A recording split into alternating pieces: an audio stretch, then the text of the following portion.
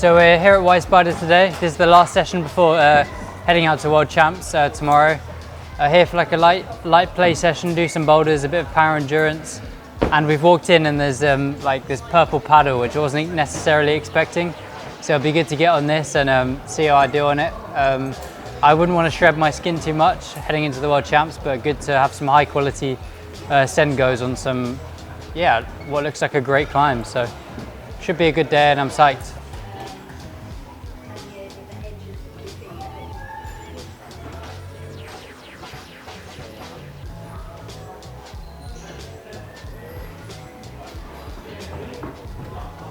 I think it's definitely set with the left toe, so you can get quite far over, and then it's just a quick hand movement. I don't think I was quite, my brain wasn't switched on like enough to do that quick kind of E3 power you need. So yeah, I should go next go hopefully.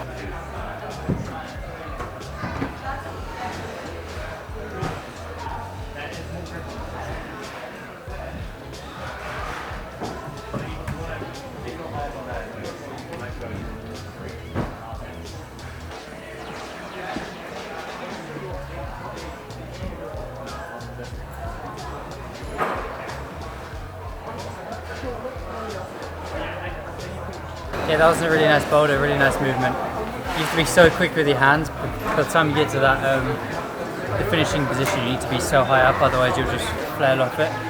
So good to get that second go, nice bit of movement. I've just done a bit of the comp stuff and now just going to head into some of the harder circuits of the centre. These tend to be a bit more basic, but just a bit of mileage basically, just good to get on boulders and try hard. So this is the white circuit. V6 to V8, but the grades aren't always accurate, just good to get on stuff like this, so yeah, should be good.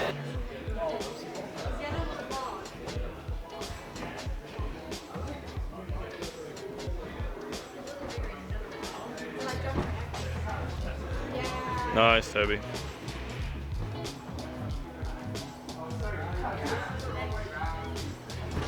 I always forget that they use the sidewall on this part of the wall. So they often set using this, and I got it there and was like, this looks pretty hard, and then I realised you have to kind of flick out to that. It's a nice move actually, but I just wasn't expecting it.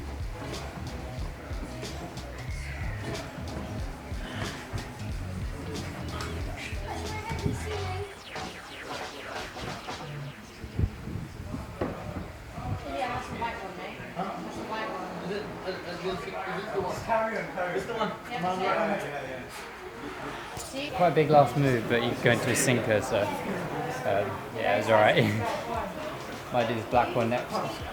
Really slippy actually, those blacks tend to be really like kind of smooth.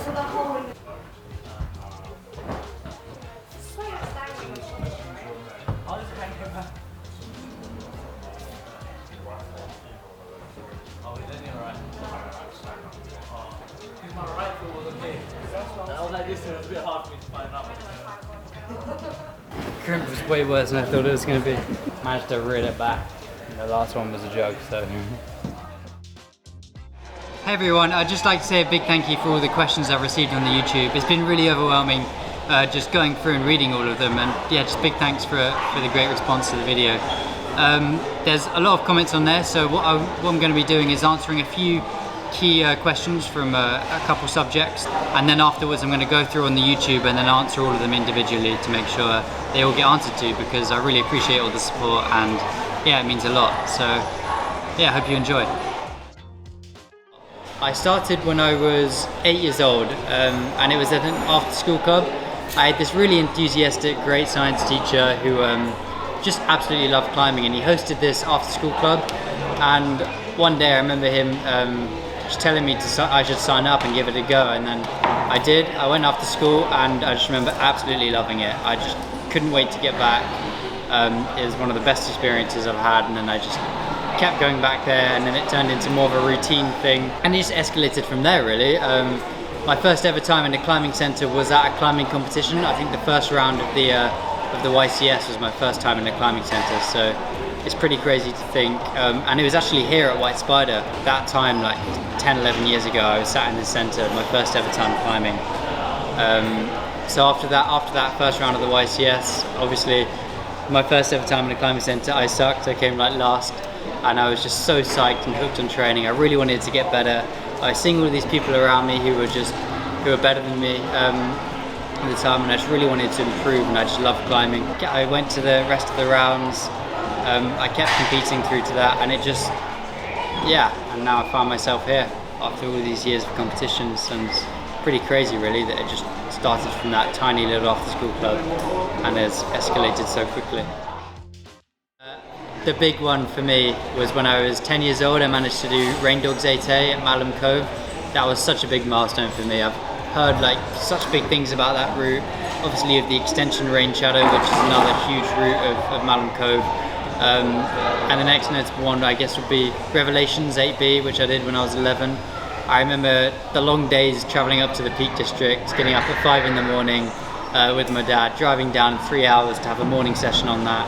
I was almost ready to turn my back on it. It was looking like the move in the middle was just too big, and I managed to find some really strange kind of beta with an outside undercut, and I managed to send that, and that was such a big milestone for me in my climbing kind of journey. So yeah, Rain Dogs 8A at 10 and Revelations 8B at 11 are my two kind of notable sends from when I was younger. Any tips for Rain Dogs 8A, Malham Cove? It's a power endurance route. I'd say my best advice would be just to be overly strong for it, train a load of endurance, get yourself properly strong for it, pull the holds off the wall, grab the chains, and then you've done it. So just train hard. That's probably not what you're after, but yeah, just power endurance in it. The youth competitions were such a big part of my competition career almost. It's almost like your apprenticeship. You do the youth competitions and then you go into the adult ones, but the youth ones are so important for your base knowledge of comps.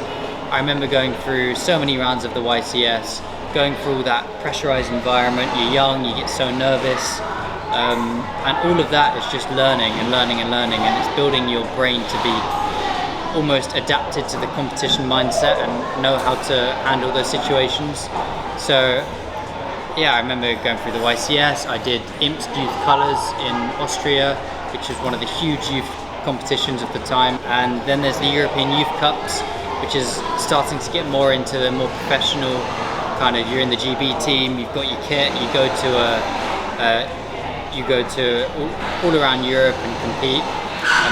And I did those through Youth B and Youth A, and then after that, moving into the World Cup circuit, you almost feel like you're ready from all of these previous comps and stuff. So it's just so important that you build a big base of comps and knowledge, and that's why I think you see a lot of youth athletes now on the World Cup scene, where you previously didn't get that because they've just had such a big base of comps, and they almost get to the World Cups and they're ready. They've had so much practice, and yeah, it's really something you start building from such a young age. I've had some questions about who kind of inspired me when I was growing up, and who's helped me along the way in my competition and climbing career. A lot of what kind of drives me is just the real act of trying hard and being at the peak of your physical limit, really. Just watching, whether it's Tomo or on a really dynamic style boulder, just doing insane stuff, whether it's Ondra crushing the hardest routes of the world. I've just always loved people kind of pushing the limits of the sport, and that's what's really kind of inspired me that's just why I love climbing. I love just pushing the limits. So there's no set specific person who I credit that almost inspiration to. It's just a whole group of people who push the limits of the sport. And I think my parents, my mum and dad, have always just been so supportive. I'm so grateful for everything they put in. They always, I know they always 100% have my back. Ever since I started climbing, they've always been so psyched. They've given everything to make sure I'm where I need to be, when I need to be, and it's something I'm forever grateful for. Just going to all these competitions with my dad has been so great. I know that I can trust him, I can talk to him. He's so good at giving me kind of the after comp debriefs. He's a great coach. I'm so grateful. That's all I can say. My parents, and that's about it. I've had a lot of questions about my training and my competition preparation, and I'm just going to give a brief overview of a year. So I have the in-season and the off-season, and the off-season is very much about the hard kind of training, 6 days on, 8-hour days, really just getting yourself in the hole of training and properly trying hard. And that comes in the winter time. There's going to be a lot of training content coming later in the year about the more specifics of what I do in those sessions, but a brief overview is it's a lot of conditioning, making sure my body is built up and ready to survive the long season.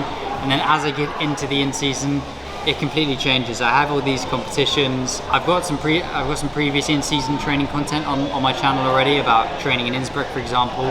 But basically, from the off-season to the in-season, it's a complete switch. I drop the conditioning. I go on to some really feel-good kind of boulders, trying to get my body ready, springy. I'm not focused on too much of the really hard training. I do a lot of replica boulders, all that sort of stuff to make you feel good and springy for the competitions. I've had a lot of sort of questions about my nutrition and diet during comps and stuff.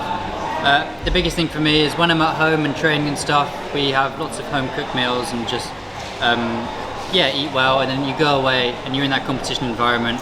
And I think the biggest thing is just to completely relax and just focus on the competition, not worry about any of that stuff that gets in your mind.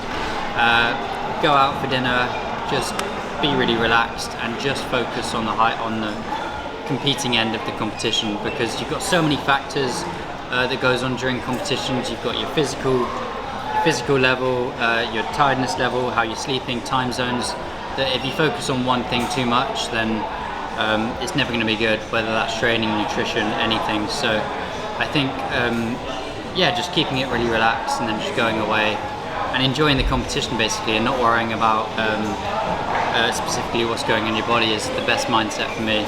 And just enjoying the comp. Hi, I'm Tristan. I'm Toby's father. I'm generally the one holding the camera, so not really my natural sort of position to be speaking to it, but thought it'd be good to give a bit of background about just like what it's been like working with Toby for like 10 years. It almost feels crazy what's happened over 10 years, and it's quite strange being here in White Spider the day before heading to his first ever World Championships, when this was actually the place of his first ever competition, and we had no idea like basically what he was gonna be doing for 10 years and how it's just become his whole life. He doesn't really like shouting too much about how committed he is, and he's just, I think it's really easy to take for granted just how hard he tries, and it's for us, for me and my wife Marina as parents, it's just incredibly inspirational just to see your son turning up and giving everything every single day for 10 years. He's found what he loves, and I think that's all parents really want for their children, is just to find something that they love and then give it everything and be happy doing it. We could not be sort of prouder as to what he's achieved, but also to help him a little bit along the way. Me or my wife never climbed, didn't even know what climbing was before he joined this fateful after school club that sealed our fate for 10 years. And to then go from there to here, it's just really, we've seen the process of him climbing, developing, going through competitions, national competitions. There's a really important bit for what I think is teenagers, where they maybe take accountability. They're not doing it to please their parents anymore. They're not doing it to please a teacher or a coach. They've basically found that they're doing it for themselves, and it doesn't really matter who's around or whatever, they're just doing what they love. The real big thing for us is his mentality. He is incredibly mature, he's incredibly intelligent, he's also really humble. There is no ego, all he wants to do is learn. And I think that's probably one of the things that we're proudest of, is he's a really level-headed guy who's just, and I'm obviously biased, but he's just so likable. And I think that probably comes down to hours and hours and weeks and months and even years, over 10 years of me and my wife have been to every single competition that he's gone. I don't think we've missed one. And it's not necessarily the competition that's the important thing, but it's the analysing that and breaking it down and giving him the mindset that he needs to be able to go forward and look at every single one of those as a learning opportunity. Yeah, it feels almost, well it is, it's almost emotional to get to the point where over 10 years he's now tomorrow going to, you know, his first World Championships, and all I want to do is, I don't care about the results.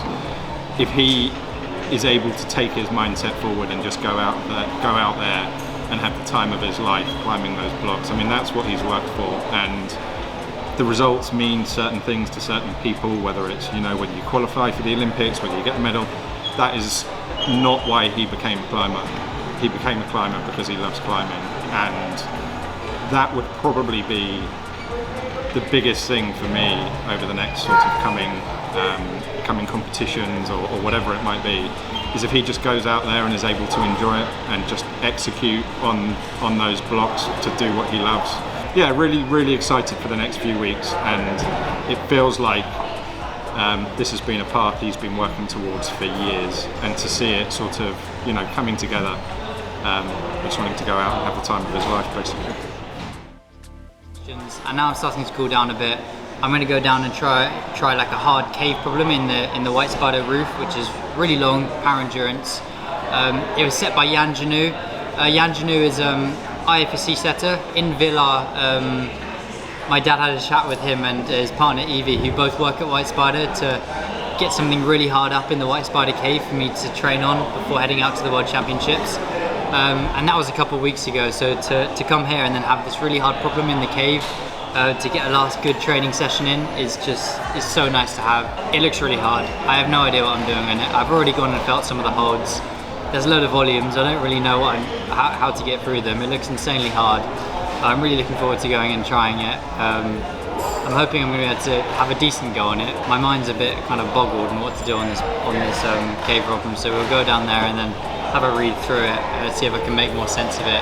But yeah, I'm going to go do that now, and yeah, psyched. Going to give it my best go. Going through the climb now, and it looks pretty insane. Just looks like power endurance move after power endurance move, and then into like a boulder problem. Looks very hard. Do a sequence of matches and weird heel hooks through here to get yourself established onto this left hand, and once you get this left hand, I think you can come into this, and then it gets a bit more simple because you can come around here onto the jib on the end of this volume with a heel hook on there, and then you're into this big hold, which after this it looks a bit more like basic climbing, which is very power endurance. But this first bit looks so bouldery. Like, I'm gonna have to see how it feels when I get on it, but it feels pretty insane just feeling the positions. But I'm really psyched to have something hard to train on before going out to Bern. So thanks Yann and White Spider. Let's go!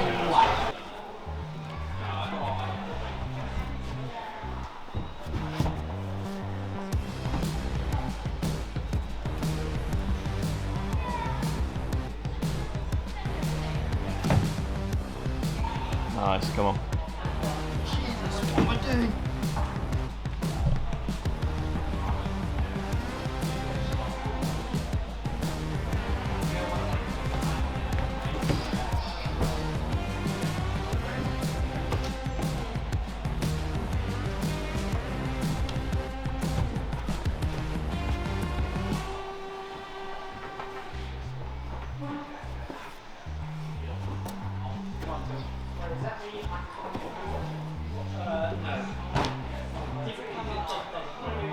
Nice, come on.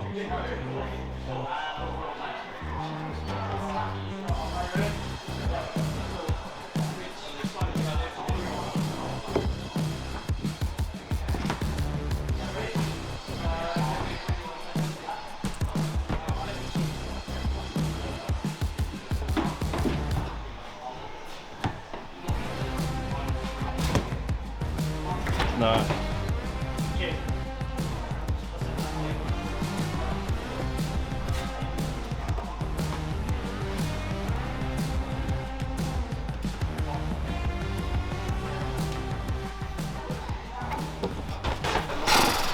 I think you're trying to put your heel on there. Put your heel in there. It keeps you in. Oh yeah. And then here is right and here left hand. Oh yeah. Oh, and then foot there. Yeah, left hand all the way to the jog. This is just an intermediate. Yeah. Oh, thank you.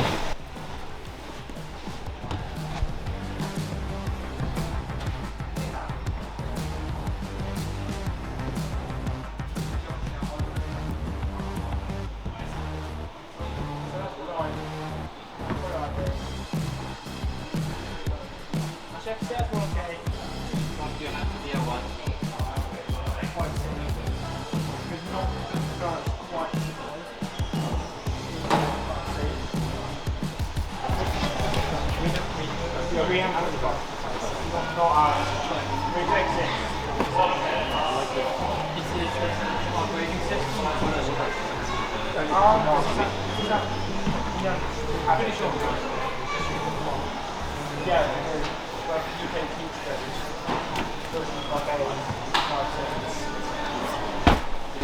hard. Well, that's good. Just had a nice rest. Going to try this pink hard one through the cave, which set by Yann as well, I think. Looks pretty physical, powerful. Good bit of change from the power endurance, and then I'll probably rest a bit more, then try the black again. Psyched, let's go.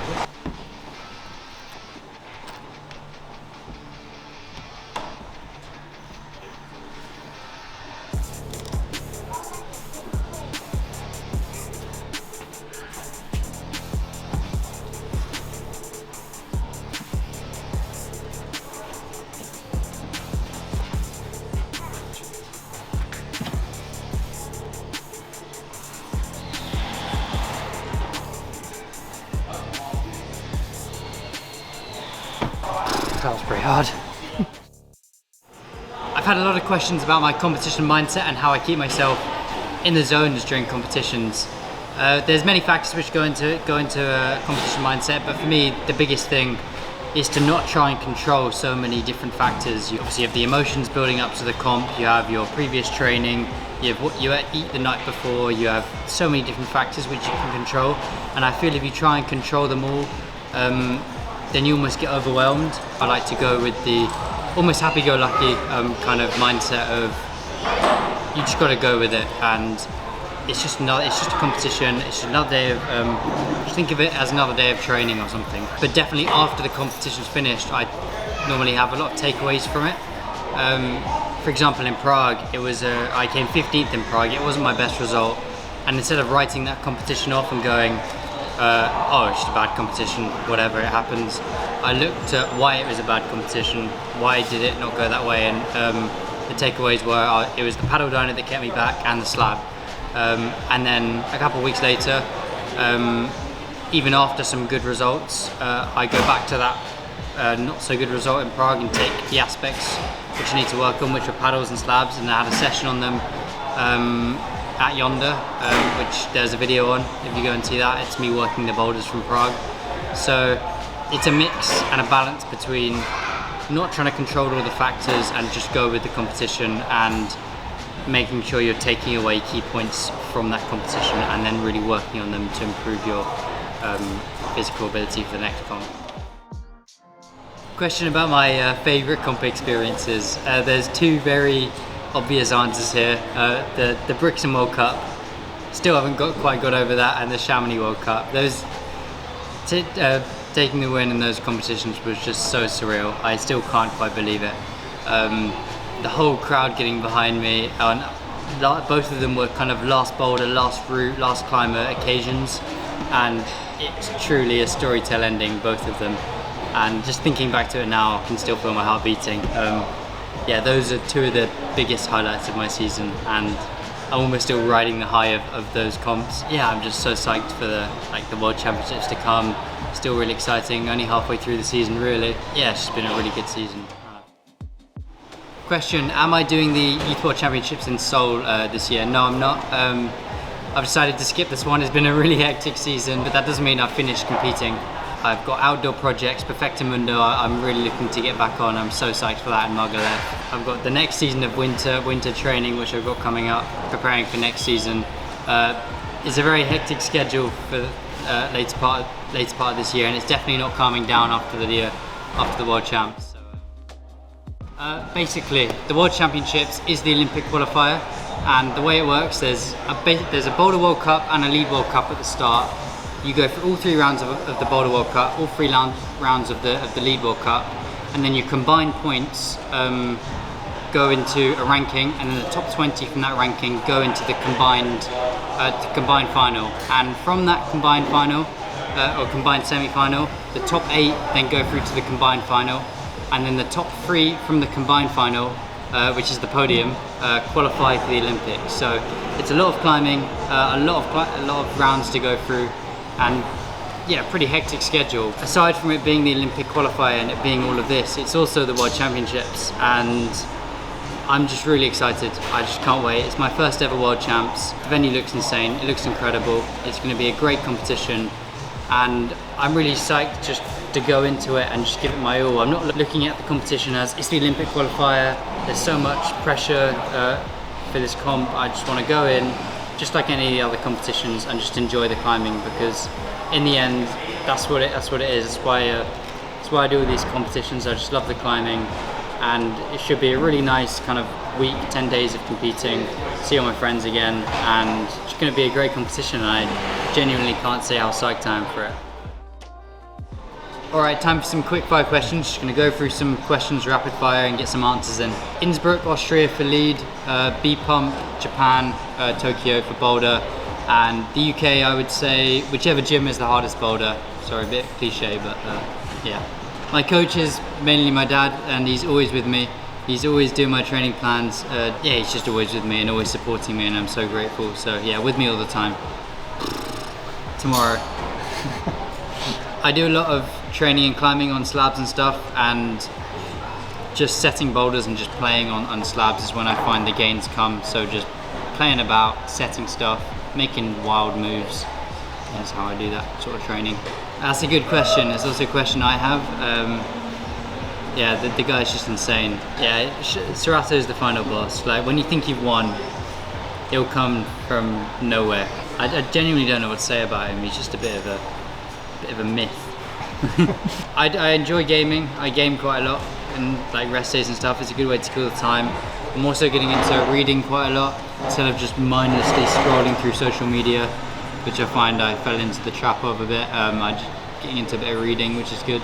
I think the prize money is €2,800 for winning. Favorite climbing snack? Banana. Banana's solid climbing snack, I think. Would be the Brixton and Chamonix World Cup. Yeah, still haven't got over those. Favorite outdoor climbing moments was topping Rain Shadow at the end of lockdown when I was 15. That was just such a surreal moment, topping that, and the scream I let out at the top of that route. Yeah, still hurts my voice. I use Elizabeth Arden 8-hour repair. It's incredible product. I know it's very greasy. I just stick it on at night and heals splits like overnight basically. It's so good. Expensive though, so I might need a sponsor. I use Rhino Skin Repair for when my tips get a bit raw.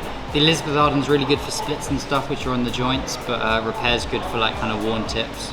And Performance is good before going to perform basically. Kind of hardens them up.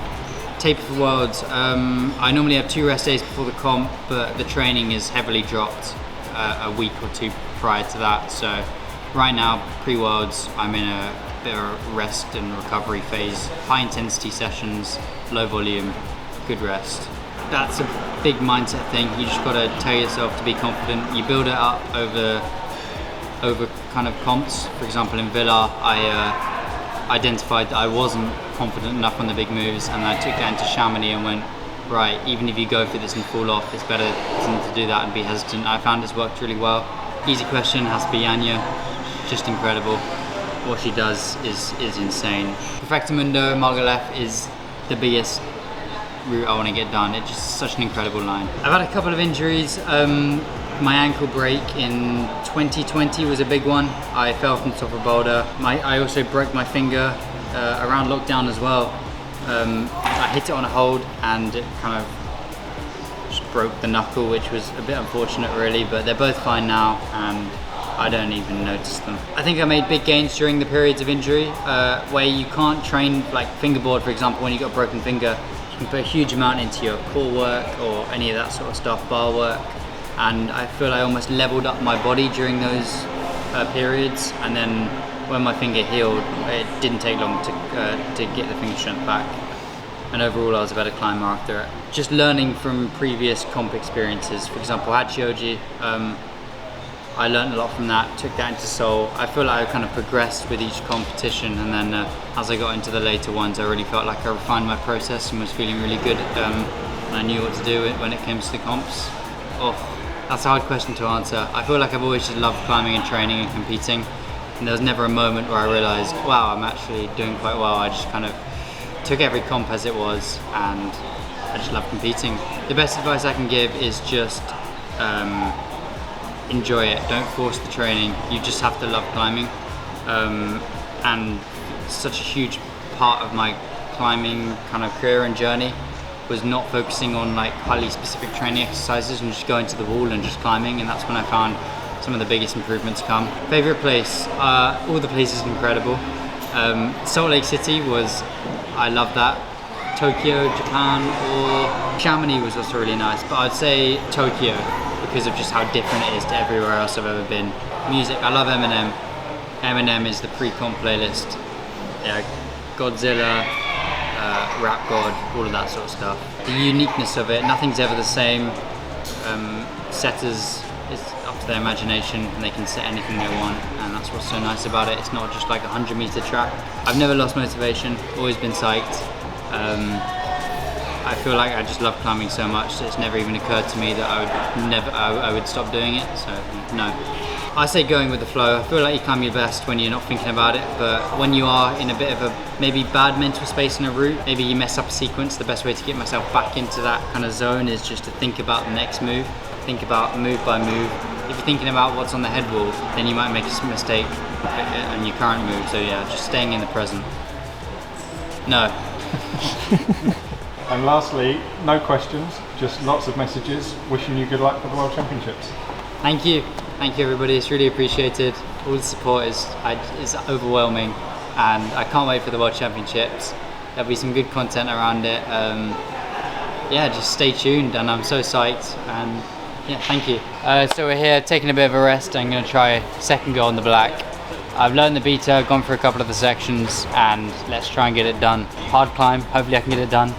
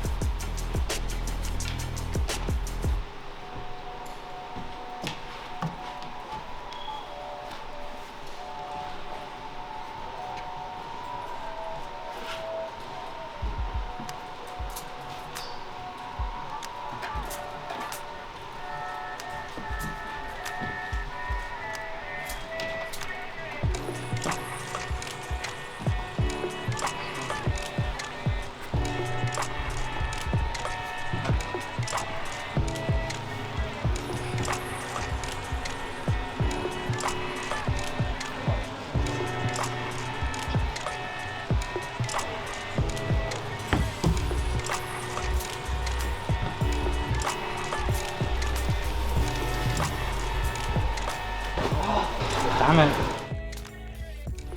In to test the boulders. Yeah. Don't want to get sucked in actually. This is kind of end of the session. But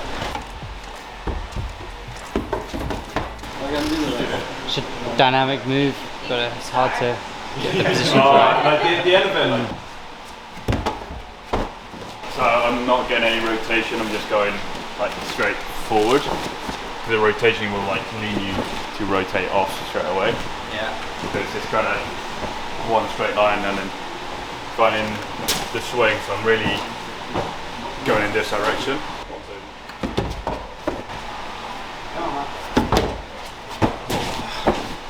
Hello.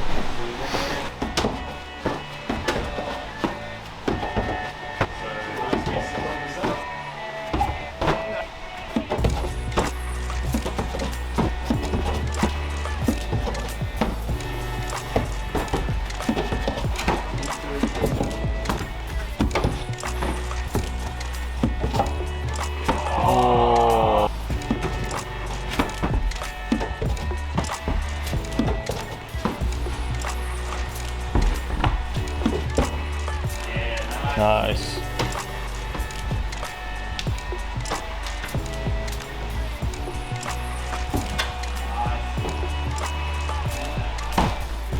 nice. It's good to get that done.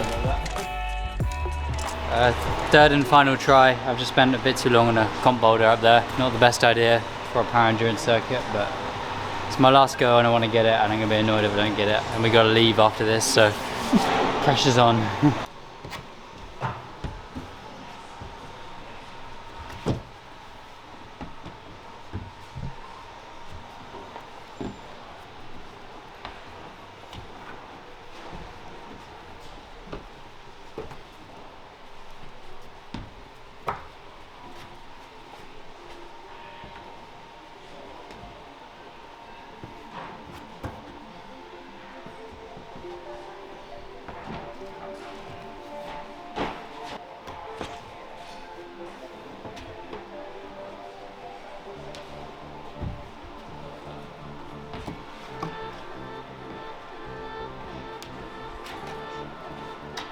Nice time, cool.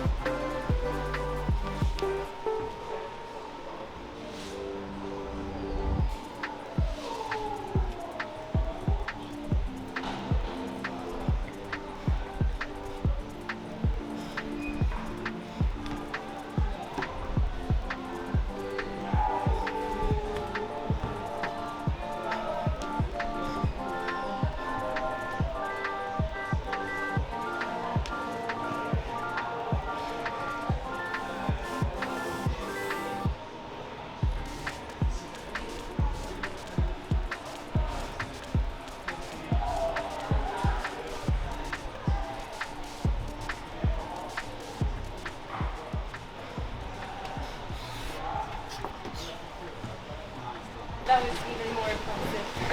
That's how you really walk up. Digging harder than everyone else. That was incredible.